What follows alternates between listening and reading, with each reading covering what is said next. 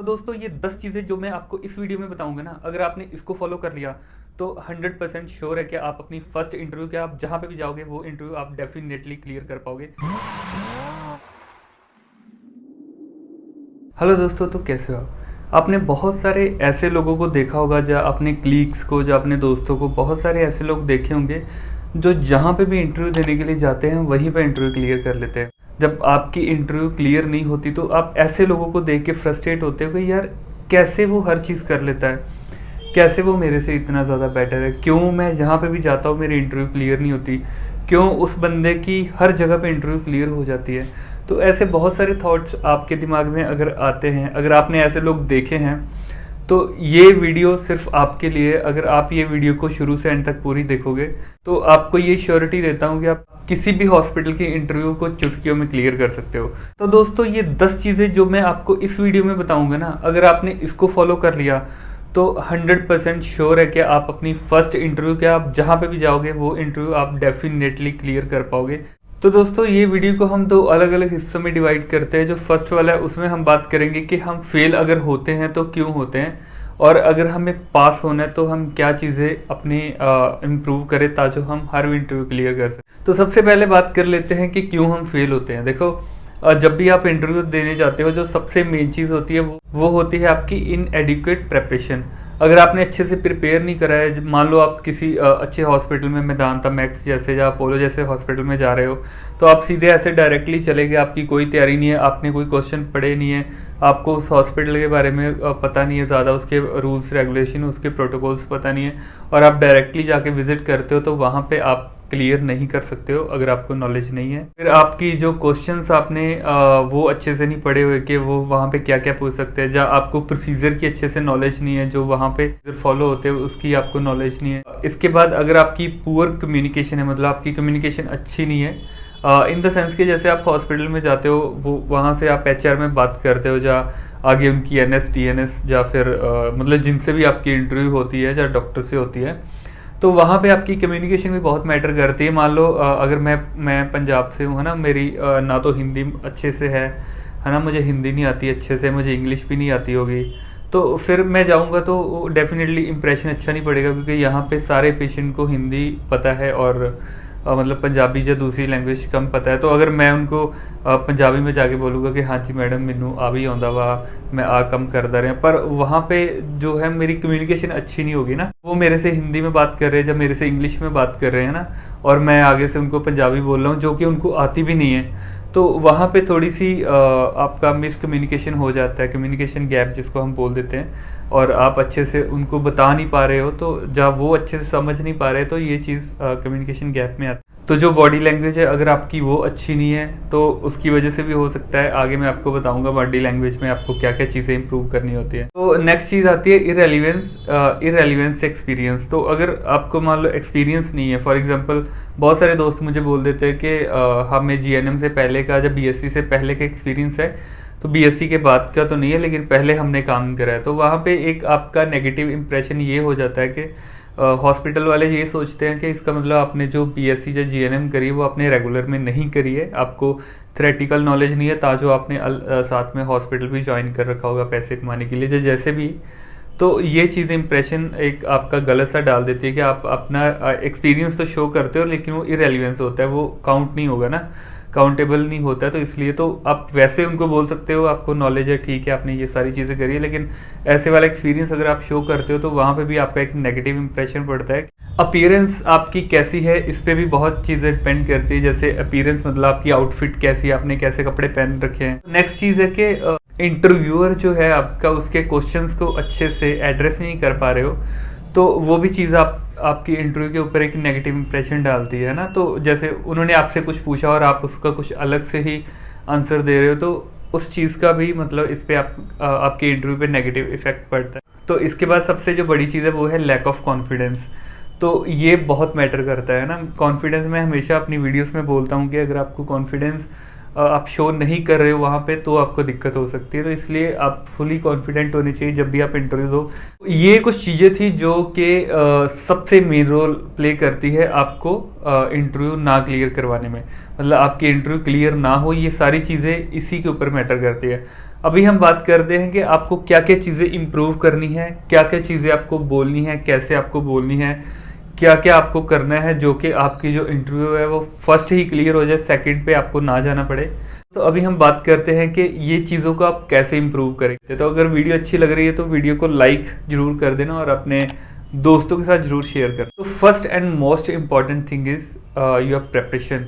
जितने भी क्वेश्चंस मैं आपको बताता हूँ अपनी वीडियोस में, जैसे मैं अलग अलग हॉस्पिटल में जाके आपको अलग अलग क्वेश्चंस बताता हूँ, तो वो जो है वो बहुत ज़रूरी है, वो मोस्ट इम्पॉर्टेंट है। अगर आपके पास सारी चीज़ें हैं without knowledge, without your practical knowledge, तो सब ज़ीरो है ना। अगर आपको नॉलेज नहीं, आप कितना भी कॉन्फिडेंस शो कर लो, क्या फ़र्क पड़ता है अगर आपको नॉलेज नहीं है ना। अगर आपको वो उन्होंने कुछ क्वेश्चन पूछा, आपको क्वेश्चन का आंसर नहीं पता, लेकिन हाँ जी मैं तो पूरा फुली कॉन्फिडेंट हूँ, तो ऐसे नहीं चलेगा। आपको नॉलेज जो है वो मोस्ट इम्पॉर्टेंट चीज़ है कि उस चीज़ की होनी चाहिए। ठीक है, कुछ चीज़ों का आपको नहीं पता होगा, लेकिन उसको अलग से बताने का तरीका है, लेकिन इम्पॉर्टेंट चीज़ है कि आपको नॉलेज तो होनी चाहिए। तो उसके लिए आप मेरे प्रीवियस वीडियोस देख सकते हो, जिसमें मैंने बहुत सारे क्वेश्चंस की बात करी हुई है, बहुत सारे हॉस्पिटल के इंटरव्यूज़ की बात करी हुई है कि क्या क्या उसमें पूछते हैं। तो आप वहाँ से तैयारी कर सकते हो। डेफिनेटली आपकी इंटरव्यू क्लियर होगी। आपको कोई बुक खोलने की ज़रूरत नहीं है। आपको कोई भी बुक से किसी भी क्वेश्चन पुराने आप बुक उठाते हो, उससे पढ़ते हो, कुछ भी पढ़ने की ज़रूरत नहीं है, क्योंकि उसका निचोड़ है ना वो उसमें डाल के रखा है। क्योंकि मुझे पता है जो जो पूछते हैं, तो लकीली मेरी अभी तक मैंने 25 से 30 इंटरव्यू दी है और कोई भी मैं ऐसी इंटरव्यू नहीं थी जो क्लियर नहीं हुई होगी। तो इसलिए मैं बता रहा हूँ कि मैंने हर चीज़ डाली हुई, तो आपको कहीं भी भागने की ज़रूरत नहीं। जस्ट फ़ोन उठाओ, फ़ोन तो हम वैसे भी फ़ोन पे पंगे लेते रहते हैं, तो इससे अच्छा है 2-3 अच्छी वीडियो देख लो, कुछ क्वेश्चंस उसमें से नोट डाउन कर लो, और रिपीटेड क्वेश्चन हर चीज़ वो आती है, तो आप जरूर उससे तैयारी करो। तो उसके बाद है कि शो रेलिवेंस एक्सपीरियंस। आपका जितना भी रेलिवेंट एक्सपीरियंस है आपकी नर्सिंग के बाद वाला, आपको वो शो करना है, ठीक है। और वो ऐसे नहीं है कि आपने फेक बनवा दिया वही शो कर रहे हो, आपका बिल्कुल जेन्युइन एक्सपीरियंस होना चाहिए। और जितना भी है, अगर कम है तो कम है, ज़्यादा है तो ज़्यादा है, आप शो करो। और अगर आप जितना ज़्यादा एक्सपीरियंस शो करते हो उतना वो एक्सपेक्ट करते हैं कि आपको नॉलेज हो, है ना। अगर मैं अपना 5 साल का एक्सपीरियंस शो कर रहा हूँ तो डेफिनेटली मैं वहाँ पे अपना इतना आउटपुट भी दूंगा, उनको लगे कि हाँ भाई बंदे को एक्सपीरियंस है, बंदे की नॉलेज है, तो बंदे की नॉलेज बोल रही है। तो अगर आपने फेक बनवा लिया, उन्होंने कुछ आपसे पूछ लिया, आपको पता नहीं, तो वो ना थोड़ा सा नेगेटिव इंप्रेशन डालता है। तो इसलिए हमेशा अपना सही वाला एक्सपीरियंस बताओ उनको, जितना भी है, जो भी आता है वो बताओ। नेक्स्ट चीज़ है मेंटेन बॉडी लैंग्वेज। तो जैसे बॉडी लैंग्वेज की मैंने आपसे बात करी थी कि बहुत ज़रूरी है मेंटेन करना। बॉडी लैंग्वेज क्या है कि जो आप चीज़ मुंह से नहीं बोल रहे हो, आपकी बॉडी जो बोल रही है ना, बॉडी लैंग्वेज कुछ भी हो सकती है। जैसे कि अगर आप वहाँ पे जाते हो ना, जैसे आपने दरवाज़ा खोला, आप अंदर गए, आपने ये भी नहीं पूछा कि मैं अंदर आ सकता हूँ या कैसे, आप सीधा गए, चेयर उठाई और बैठ गए। तो ऐसे बैठे हो, वहाँ पे सबसे नेगेटिव इम्प्रेशन, एक तो आपने परमिशन नहीं ली, दूसरी चीज़ ये है कि आपने बैठने से पहले भी पूछा नहीं है ना, आप सीधे जाए गए और जाके बैठ गए। फिर आप वहाँ पे जाके, हाँ जी मैम ठीक है मैम, मुझे ये भी आता है, ये भी कर लेता हूँ मैं, और मुझे सारे क्वेश्चंस पता है और मुझे नॉलेज भी बहुत है ना। तो इसमें देखो, आप बता रहे हो लेकिन आप क्या कर रहे हो, कभी ये सेट कर रहे हो, कभी ये सेट कर रहे हो, है ना। कभी मूछों पे ऐसे हाथ, वैसे मूछे तो रखते ही बहुत कम है लोग, लेकिन है ना कुछ भी आप कर रहे हो, है ना, चाहे बालों में ऐसे हाथ मार रहे हो, सारी चीज़ें आपका नेगेटिव इंप्रेशन शो करती है। तो बॉडी लैंग्वेज में आपको यही करना है। जब आप एंटर करते हो, आप वहाँ पे उनसे पूछते हो, परमिशन लेते हो अंदर आने से पहले, बैठने से पहले। अगर वो बैठने के लिए बोल देते हो तो थैंक यू बोलना है ना, ये सारी चीज़ें। फिर आप बिल्कुल स्ट्रेट होके आपको बैठना है, इधर उधर हाथ नहीं हिलाने। ऐसे नहीं है कि आप ऐसे कर रहे हो या ऐसे कुछ कर रहे हो, तो ये सारी चीज़ें एंजाइटी शो करती है। आप हाथों को कुछ पेन को ऐसे पकड़ रहे हो या हाथों को ऐसे कर रहे हो, है ना, ये चीज़ें शो करती है कि आप बहुत ही एंशियस हो, अंदर से एंजाइटी हो रही है आपको। तो बिल्कुल रिलैक्स होके बैठना है ना। और सबसे मेन चीज़ है आई कांटेक्ट। जैसे एक लड़का लड़की की आंखों में आंखें डालते हैं ना, बस तो वैसे ही सेम आपको इंटरव्यूअर के साथ करना है ना। उनकी बिल्कुल आंखों में आंखें डाल के बात करनी है कि हाँ जी सर ऐसे है, जो भी है, मतलब ऐसे आपको बात करनी है। वहाँ पे ये मत सोच लेना कि कोई अच्छी सी HR वाली बैठी तो आप सच में आंखें चार करने लग जाओ उनके साथ। तो नॉर्मल वाला जो मतलब आई कांटेक्ट है वो आपको बना के रखना है। नेक्स्ट चीज़ है कि listen actively all the questions which are asked by your interviewer. तो जो भी आपका इंटरव्यूअर आपसे पूछ रहा है, तो पहले उसको अच्छे से सुनना है आपको। ऐसे नहीं है कि उन्होंने आपसे कुछ पूछा और आप डायरेक्टली ऐसे आंसर करने लग गए और फिर वो जब उसको आप बीच में रोक रहे हो, जैसे वो बोल रहा है उसको बीच में मतलब अभी उसने बोलना स्टार्ट करा है ना, आप पहले से उसके आंसर करने लग जाओ तो वो चीज़ भी सही नहीं है। पहले उसको अच्छे से सुनो, जब वो अपना बोल के रुकेगा उसके बाद आप स्टार्ट करो अपना, है ना। इसको हम एक्टिव लिसनिंग भी बोलते हैं। देन नेक्स्ट चीज़ है शो योर एबिलिटी।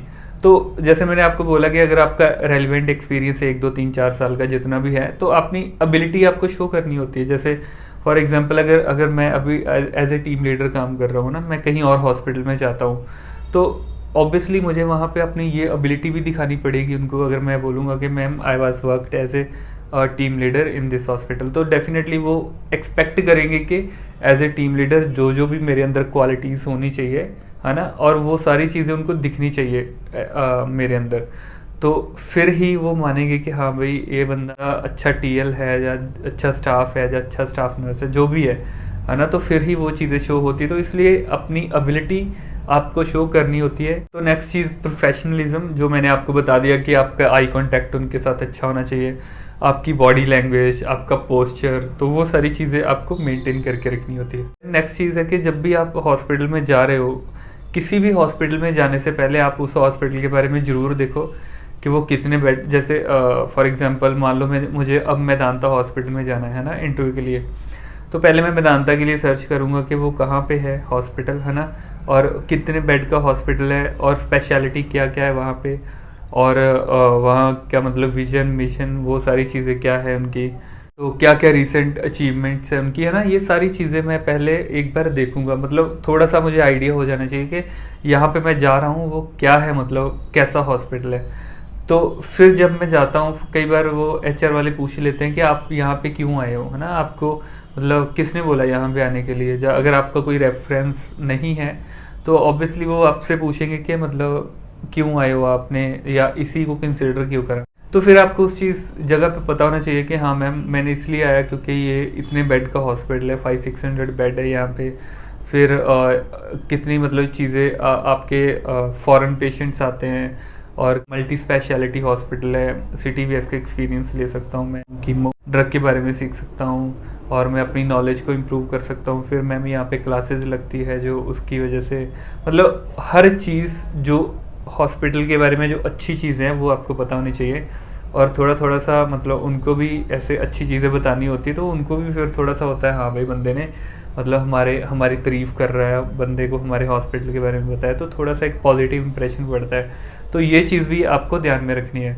तो इसके बाद जो मेन चीज़ है कि आपका सेल्फ कॉन्फिडेंस, तो कॉन्फिडेंस होना बहुत ज़रूरी है, क्योंकि यही एक चीज़ मतलब सबके साथ कोलैबोरेट होके चलती है। जैसे मैंने आपको बताया कि नॉलेज, अगर आपको नॉलेज है लेकिन आपको सेल्फ कॉन्फिडेंस नहीं है, क्योंकि बहुत सारे दोस्त ऐसे भी लड़कियां खास करके, लड़के भी खैर, तो मुझे मैसेज जब करते हैं तो वो बोलते हैं कि सर हमें पता है, हमें हर चीज़ आती है, इंटरव्यू के दौरान हमसे जो उन्होंने पूछा हमें पता था, हम आंसर नहीं कर पाए because of hesitation, because of lack of confidence. तो ये चीज़ें जो है मैंने बहुत सारी देखी है, बहुत सारे मतलब स्टाफ के अंदर। तो इसके ऊपर नेक्स्ट मैं वीडियो एक बना रहा हूँ कि आप कैसे अपनी हेजिटेशन को ख़त्म कर सकते हो, तो वो वीडियो भी जल्दी आएगी, वो वीडियो भी आप ज़रूर देखना इंटरव्यू देने से पहले। तो यही यहाँ पे मैं मेन आपको यही बताना चाहता हूँ कि आपका कॉन्फिडेंस जो है वो आपको बूस्ट करके रखना है। आपकी नॉलेज फिर ही अच्छे से पता चलेगी अगर आपका कॉन्फिडेंस आपके अंदर है। अगर आपके अंदर कॉन्फिडेंस नहीं है तो आप बोल नहीं पाओगे, एक्सप्रेस नहीं कर पाओगे, आंसर अच्छे से दे नहीं पाओगे, फंबलिंग करोगे, आपका मुंह सूखने लग जाएगा, आपको एंजाइटी होने लग जाएगी, आपको हेजिटेशन होने लग जाएगी। तो ये सारी चीज़ें मतलब ऐसे शो होगा कि आपको नॉलेज नहीं है, लेकिन आपको नॉलेज है बट आप एक्सप्रेस नहीं कर पा रहे हो। तो ये चीज़ लैक ऑफ कॉन्फिडेंस या हेजिटेशन की वजह से हो सकती है। तो हमने इसी चीज़ को इम्प्रूव करना है। तो डेफिनेटली नेक्स्ट वीडियो में बहुत सारी चीज़ें आपको बताऊंगा जो बहुत काम आएगी आपकी, लेकिन अभी के लिए बस आपको अपना सेल्फ कॉन्फिडेंस बढ़ाना है। देखो कोई हुआ नहीं है वो, है ना, यहाँ पे इंटरव्यू अगर नहीं हुआ तो क्या हो जाएगा, मर थोड़ी जाएंगे, ज़िंदगी ख़त्म थोड़ी, या हॉस्पिटल थोड़ी ख़त्म हो जाएंगे। 500 हॉस्पिटल दिल्ली में भरे पड़े, कहीं भी चले जाओ आपको ले लेंगे। आपकी नॉलेज अगर कम भी है बट आपका एक्सपीरियंस अच्छा है, दूसरी चीज़ है आपका कॉन्फिडेंस अच्छा है, तीसरी चीज़ है कि आपका कम्युनिकेशन अच्छा है, समझोगे आपका काम हो गया। अगर देखो बहुत बार मैंने ऐसे भी देखा है कि कुछ ऐसे स्टाफ है जिनको ना फराटेदार इंग्लिश आती है, लेकिन नॉलेज नहीं उनको, बट फराटेदार इंग्लिश आती है। Hi, good morning, ma'am. My name is this is. I'm coming from this hospital. I have 3 years experience in this hospital. I have vast of knowledge about different procedure which are done in the ICUs and ward. So ABG, CVL insertion, intubation. So every situation I can handle very well. ऐसे करके वो थोड़ी सी मतलब English का थोड़ा सा पोछा मार देते हैं। इंग्लिश का पोछा मारा तो बस HR वाला जो दूसरा वो सोचता है वाह बहुत अच्छा कम्युनिकेशन है यार। तो मैं सही बताऊं तो मैंने जो चीज़ देखी है यहाँ पे आजकल क्या हो रहा है, अगर आपको अच्छी इंग्लिश आती है तो आपका कोई कुछ नहीं देखता, बस तब भी वो सोचते हैं कि आपको नॉलेज है। अगर आपको हिंदी में आप बता रहे हो चाहे आप सही बता रहे हो ना, तो वो सोचते हैं यार इसको, मुझे लगता नहीं इसको अच्छे से नॉलेज होगी। तो इसलिए अपना कम्युनिकेशन थोड़ा ठीक कर लो, थोड़ा अच्छे से। अगर आपको नहीं भी आती तो थोड़ी बहुत इंग्लिश का आप मतलब उनको बता सकते हो या बोल सकते हो, ऐड ऑन कर सकते हो बीच बीच में, क्योंकि ये बहुत ही एक पॉजिटिव इंप्रेशन डालता है। लेकिन मैं ये नहीं बोलूँगा कि अगर आपको इंग्लिश नहीं आती तो आप क्लियर नहीं कर सकते हो, डेफिनेटली आप क्लियर कर सकते हो। आपकी नॉलेज के ऊपर आपको यहाँ पे रखना होता है, लेकिन एक उसके साथ साथ ये भी एक पॉजिटिव इंप्रेशन डालता है। तो दोस्तों आई होप कि ये सारी चीज़ें जो मैंने आपको बताई है तो वो सारी चीज़ें आप जरूर इम्प्लीमेंट करोगे। तो अगर आप ये सारी चीज़ें करोगे ना तो डेफिनेटली 100% श्योर है कि आपकी फर्स्ट इंटरव्यू क्लियर हो जाएगी। आपको इधर उधर भटकना नहीं पड़ेगा, लेकिन उसके लिए आपको पढ़ना ज़रूर पड़ेगा थोड़ा बहुत। चाहे मेरी 5-10 वीडियो ही आप देख लेना, आप उसी से आपको नॉलेज हो जाएगी और डेफिनेटली वो सारे क्वेश्चन आपको आएंगे। आई होप के ये वीडियो के साथ आपको कुछ क्लैरिटी हो गई होगी तो क्या क्या चीज़ें कैसे कैसे करनी है। तो अगर और आपको कोई डाउट हुआ तो ज़रूर आप नीचे बताना कमेंट सेक्शन में, और किस चीज़ पे आपको किस टॉपिक पे वीडियो चाहिए तो मुझे ज़रूर सजेस्ट करा करो, फिर मैं उसी के ऊपर वीडियो बनाऊंगा। नेक्स्ट वीडियो में मैं आपको बताऊंगा कि हेजिटेशन को कैसे आप दूर करना है, कैसे अपना कॉन्फिडेंस आप बूस्ट कर सकते हो। तो स्टे ट्यून्ड, नेक्स्ट वीडियो के साथ मिलते हैं बहुत जल्दी। तब तक के लिए बाय बाय।